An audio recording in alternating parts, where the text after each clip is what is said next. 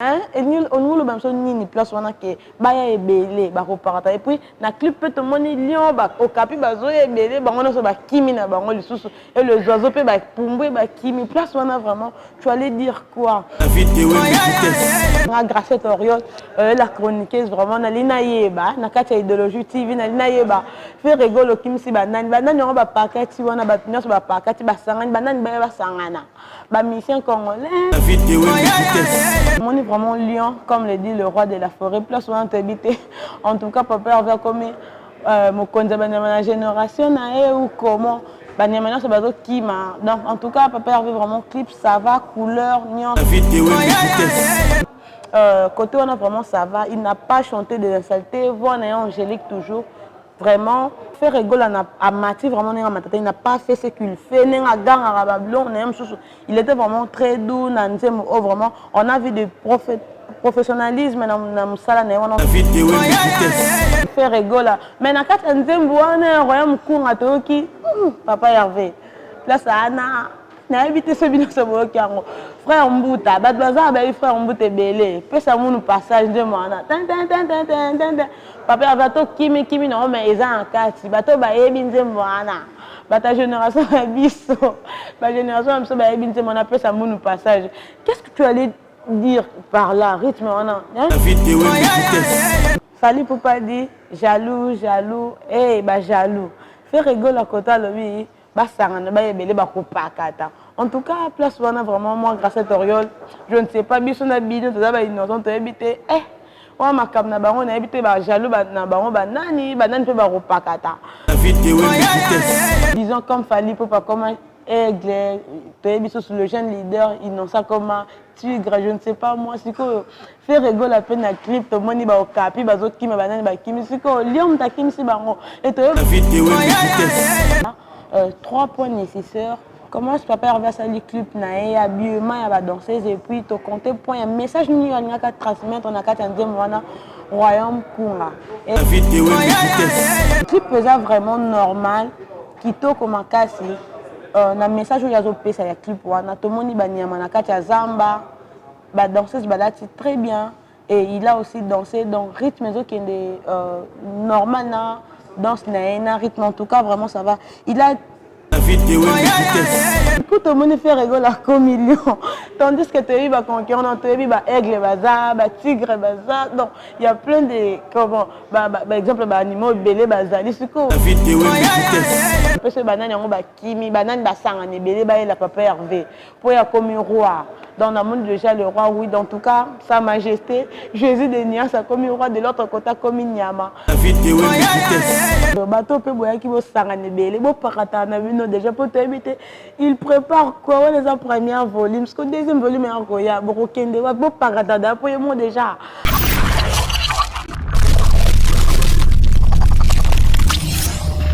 Bonsoir la grande famille, bonsoir partout dans le monde. Nabi qui vous a vraiment belé à Kolandabiso. Et c'est en mingi à comment on a su le habité actuellement. Boyamimbote Oyo Wapi, Nabi qui vous a vraiment belé.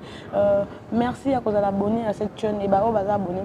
Abonnez-vous à cette chaîne Idéologie TV avec David Ewembe. Ce bel et moi, grâce à Toriol, la chroniqueuse, la taille qui bavard. Taille bavarda donc voilà et c'est rien écoute nous sommes collègues là ya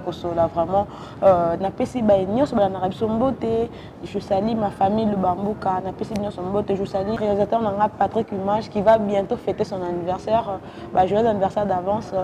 Patrick Image le lo c'est en mingi écoute na promettai bino vraiment to kosola mke sur album ya faire rigoler la Jésus de Nias biso nyos toyebi premier volume na dynastie bimi on a voulu tuer Nzembo moko wana na kati royaume kunga en anglais le kingdom donc voilà 3 points nécessaires. Comment je peux faire le clip nae habillement ya ba danseuse et puis to compter point un message ni on a qu'à transmettre on a qu'à Nzembo wana royaume kunga et comment ce qu'il y par rapport à Nzembo faire rigoler yemba pendant ces 5 ans il ne faisait plus sortir des albums. Abanda Koyemba sous-souté, Azaki vraiment discret. Or, il s'est préparé vraiment en conséquent pour Kobimisela sur album Oyo. Premièrement, toujours sur clip, il y a fait rigola. Il y a Royaume Kunga, Wananze Mona Sali. Clip est vraiment normal. Kito Komakasi. Na message où il y a zopé, ça y a clip wana. Tomoni Banyama Nakati Zamba. bah danseuse balati très bien et il a aussi dansé donc rythme qui est normal na danse na rythme en tout cas vraiment ça va. Il a dû être difficile pendant ces 5 ans qu'il ne faisait pas sortir de l'album mais vu ton oh ya zui to monique vraiment il est à féliciter Ferregola pour le clip. Vraiment le clip a été bien passé. Ferregola vraiment big up à toi. Courage vraiment le clip tout le monde normal banyama les autres là qui c'est vraiment déjà message à partir du clip wana tout le monde ba au capito et tout na zamba là où milieu il a choisir à ça la clip wana et puis couleur j'ai l'impression de voir un document la nature vraiment big up à toi par les animaux les couleurs du clip en tout cas on est vraiment lion comme le dit le roi de la forêt plus souvent habité en tout cas papa Hervé comme mon concept la génération ou comment banyamanya c'est bazo kima donc en tout cas papa Hervé vraiment clip ça va couleur nyonso ndenge le baki rumba trap tout le monde yango kimboka trap en tout cas nos ancêtres baza vraiment c'est même le sage aussi na action nos sali les sages nos ancêtres sont vraiment fiers de toi ya kozong sabiso na image wana ba clip wana salam et salama sous tes vraiment rare en tout cas ozong ici nature en tout cas félicitations à toi big up à toi pour le clip vraiment c'est vraiment bien des clips. En tout cas, chef d'œuvre, ce mélange de clips, na danseuse, na rythme, na en tout cas, c'est vraiment stylé. Et l'équipe normale, na clip, na comment est-ce elles se sont habillées avec le même Ferrego là aussi. Vraiment, ça va vraiment. Clip, ok. Deuxièmement, pour cela sur message, il y a Ferrego là, ça, Nanzembouana. Premièrement, je disais, Ferrego a fait 5 ans, 5 années. Comme je peux le dire, comme ça va en tout cas vraiment à Batamaki. Je ne sais pas ces 5 ans, le bénéfice, on n'avait pas de manager, on n'avait pas de sponsorisé, on n'avait pas de producteur pour que les produits pendant que les artistes lui il était là toujours en silence. Or il était focalisé à bon mamaki pour que premier volume qui déjà dynastie. Ferrego veut dire quoi dans le message en tout cas, il y a quoi encourager, il y a quoi féliciter. Pourquoi? Parce qu'il n'a pas vraiment beaucoup parlé. Il s'est mis en silence pour préparer une bonne chose. Ce qui veut la guerre, il doit se préparer. Donc Ferrego se préparer pour qu'il y ait la dynastie ottomane. Je pense que nous devions vraiment lui donner du chance, tu peux sous chance, tu accorder chance, tu féliciter, tu peux savoir courage na biso et non que tu décourager pour na au besoin vraiment besoin temps ya koyoka ngo et tout pour na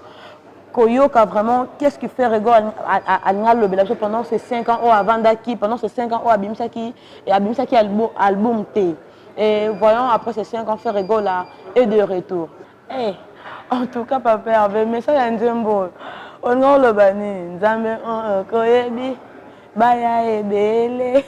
bango bakopa malheureusement je n'ai pas une belle voix pour chanter nazoye kolongo na kangité hein et on le bamso nini place wana ke baya ebele bakoparata et puis na clip peut moni lion ba okapi bazoye ebele bango na so ba kimi na bango lisusu et les oiseaux peut ba pumbwe ba kimi place wana vraiment tu allais dire quoi et on voit ça nini tout le monde a gardé trop silence. Peut-être avoir préparé le comment il grave. Je ne sais pas par cette chanson tu allais dire quoi. Hein? Je pense que les canabés mission pour que expliquer vraiment message Johanna. En tout cas, combat Ezaka vraiment la personne qui gagne le combat jusqu'à la fin Ezaka trop calme. Alors vraiment c'est ce qui fait rigoler la fait. Et on a vu dans ces clips que Bandeke Bazo Kima, Kapi Bazo Kima. Et du coup, tout le monde fait rigoler à million. Tandis que tu as eu concurrent, tu as eu Aigle Baza, Tigre Baza. Donc, il y a plein de. Comment par exemple, animaux belé Baza. Les secours, les musiciens, quand on l'a mis, comment on s'est nommé Nyama. Disons comme Fali, pas comment Aigle, tu as eu le jeune leader, ils n'ont ça comme Tigre, je ne sais pas moi. C'est que. Faire rigoler à peine à clip, tout le monde va au capi, bazo kimi banane ba kimi siko lion ta kimi si bango et tu vas le roi de la forêt a fait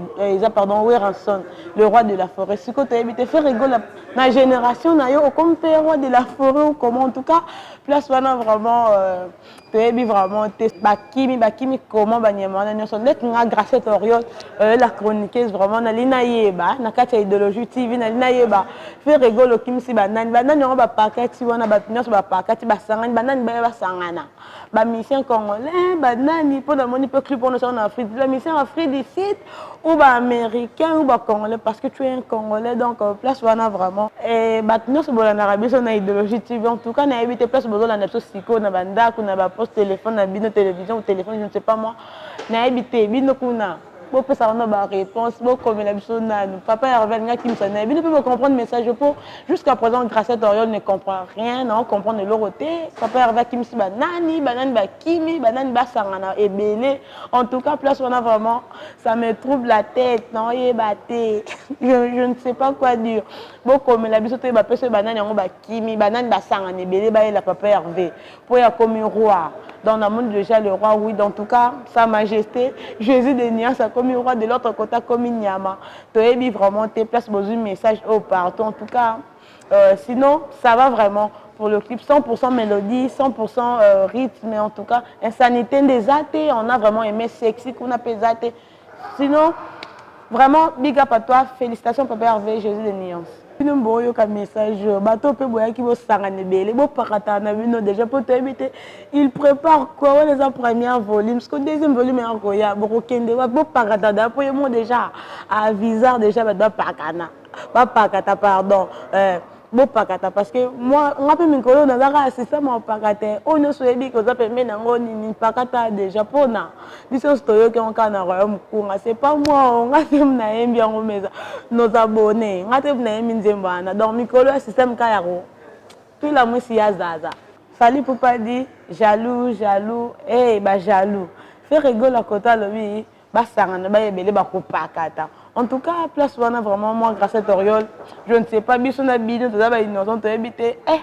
on makam na bango na habité ba jaloux na bango banani pe bakopakata. Donc voilà côté wana toza ba innocent. Sinon on passe à troisième point, comment est-ce que fait rigoler à Jésus de Nuance a chanté Mungongo naye Angélique naye balobara le vent Angélique na banzemu naye album naye wakala na album oyo comment se fait rigoler yembi tout le monde fait rigoler vraiment ça va rumba trap a même innovation mususu na musique naye to ba faire na ba rumba tout le monde fait rumba trap en tout cas côté on a vraiment ça va il n'a pas chanté de l'insulté voix naye Angélique toujours vraiment faire rigoler à Mati vraiment il n'a pas fait ce qu'il fait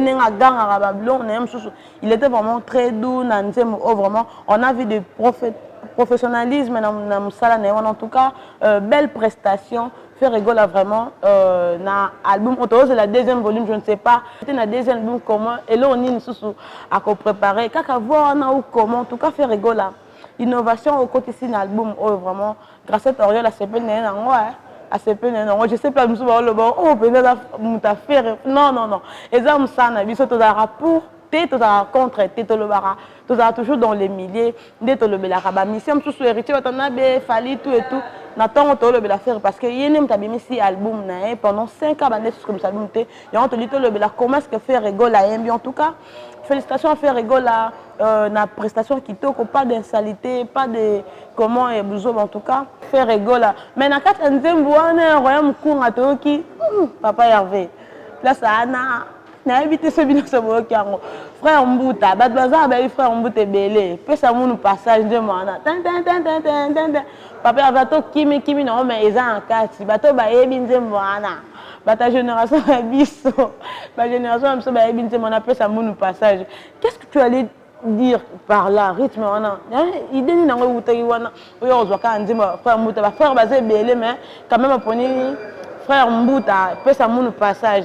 tant que olinga ba pakata ba kima so ba pesa so passage comment puis on to kim sabato pesa munu passage yo sani na kati wana perveza na un peu normal même quand on yamba na plateau na so idéologie TV à la permanent ou mutune mo encore à permanent pour na répondre ba question mais je pense pas na banda ko mi pesa ba réponse mo kata ina ko seka bo seki yango grâce à Toriol linga le basu ni na nzema faire rigoler en tout cas c'est en mingi ko zana bino vraiment c'est faire rigoler beat 100% mélodie 100% vocal aussi lyrique en tout cas. Ok, image aussi, ça va vraiment faire rigoler. Pas trop à dire, j'ai déjà beaucoup parlé. Et c'est Rosalino de début à la fin. Restez branchés à cette chaîne Idéologie TV. À la prochaine. Donc, la ligne Bino Mingi. Voilà, merci à tout le monde qui était de début à la fin. Faire rigoler, félicitations à toi. courage, place au moni. Bon, ça dans Babak Maël, l'artiste exprimait bien, bien, comme je venais de le dire, beat 100%, mélodie, vocal, lyrisme, clip, vraiment ça va, à universalité, tout et tout. Na pesimbo na baignon sur Balanarabiso, tous nos abonnés à Idéologie TV, vous êtes tellement belle comme les nous. Je salue mon ami de cœur, Safir Okende de Paris, je t'aime bien ma chérie. Na pesimbo à maître avocat de la famille, Thibaut Matoumoueni. Mon yaya du cœur, n'a pas si Mbote, n'a pas si famille Lubamou connaît son Mbote, n'a pas si ma maman chérie, maman Claudine, n'a pas si Patrick Image Mbote, n'a pas si